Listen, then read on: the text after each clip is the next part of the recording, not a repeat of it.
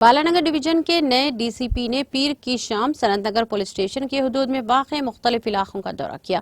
इस मौके पर नए डीसीपी ने SRT water check colony, DNM colony के आसपास के इलाकों का दौरा करके तफसीली जायजा लिया।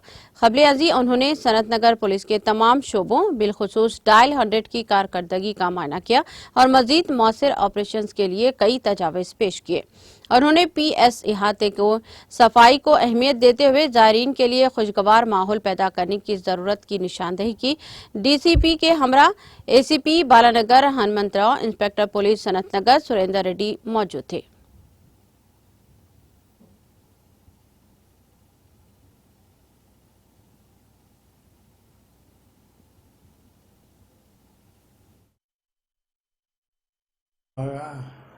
और ये अलाउद्दीन कोठी फिरे और इससे पहले साहब पुलिस स्टेशन विजिट करे, पूरे देखे, इंस्ट्रक्शंस करे, जैसे कैसा इसको साफ़ सफाई रखना, हर दिन साफ कैसे रखना, बल्कि पूरे हमारे SHO सनतनगर पुरेंद्र रेड्डी को इंस्ट्रक्शंस भी दिए। उसके बाद पेट्रोल कार में बैठ के पूरे एरिया फिरने के बाद जो यहाँ पे कॉलोनी में जो बड़े लोग रहते हैं उससे भी मिले।